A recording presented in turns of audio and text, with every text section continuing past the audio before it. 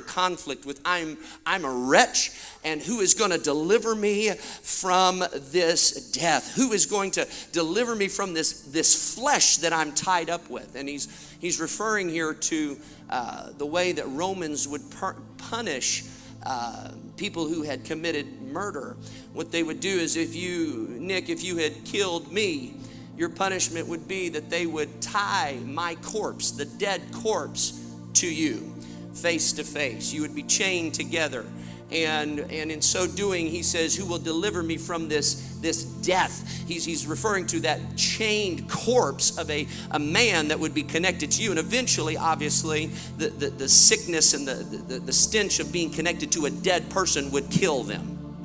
It was basically, you were assigned to die, but you were killed by the person you killed. Does that make sense? Okay, that's when he says, what fellowship does light have with darkness? Be not unequally yoked together. He says light and death and life. He's saying basically, in the eyes of God, when you're connected with somebody that's not in faith, you are chained together with a corpse, and that's disgusting, and it actually kills you. Well, I'm gonna get out there and marry somebody in sin and no. We don't date to save. Come on, somebody. That's just not how you do it. You get saved and then you get married. All right. Whole nother topic, but I got to throw in some bonus for the kids. And so he says, I'm chained to this old corpse. I'm strapped to this man. He says, and who is going to set me free? He said, I want to obey it. I don't want to be bound to this. I don't want to do the bad. He said, I don't want it. He said, and I know what's right. I know the law is good. He says, but even though I know the law is good, I can't seem to do it. The law doesn't give me power. I can't do it on my own. Who's going to help me? Who's going to deliver me? How can I get the victory? And I don't know about you, but that's really the question that I'm faced with a whole lot.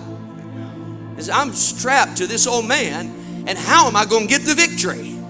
How am I going to get rid of this thing and walk victoriously? All right, y'all ready? Drum roll. Here it is. We go look at your neighbor and say, get ready. The answer's coming. 7:25, he says, but I thank God through Jesus Christ our Lord.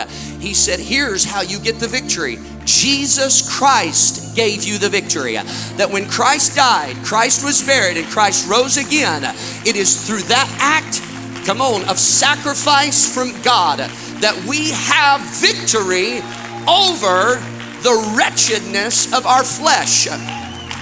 That is why we shout. That is why we dance. That is why we run. That is why we roll. That's why we get emotional. Can you imagine getting loosed from the corpse that was killing you and you just sitting there like a bump on a log? No, baby doll, I'm free. I'm running. I'm shouting. Why are you shouting? I'll tell you why I'm shouting. I once was in chains. I once was tied up to a corpse, but Jesus died. Jesus was buried, and it was what he did on Calvary that saved us from this law of sin and death. That is the beauty of Calvary. That's the beauty of the cross. That is the beauty of the cross, that he died so I could be free. I can be free from satanic forces, but I'm free from the law of sin, the law of death, because of his blood, his death.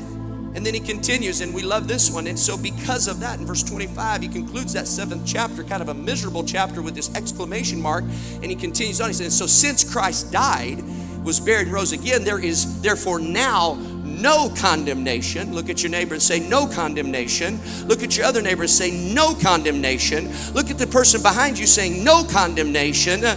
Come on, and if you are living in condemnation, come on, you are not living the life that God has for you. You are, come on, you're trying to do stuff on your own. You're trying to find salvation through stuff you do. And because, come on, but if you'll just accept that because he died, and he died, I am free from the condemnation of the adversary.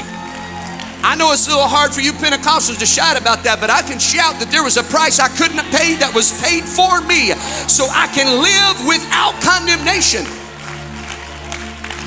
I don't have to live in guilt. I don't have to live in shame. I don't live in fear. I don't live in condemnation. Well, you don't understand what I did. You don't understand, Pastor. If you only knew what I said, if you only knew what I thought. No, I don't know what you said, thought, or did, but I know what he thought. I know what he did.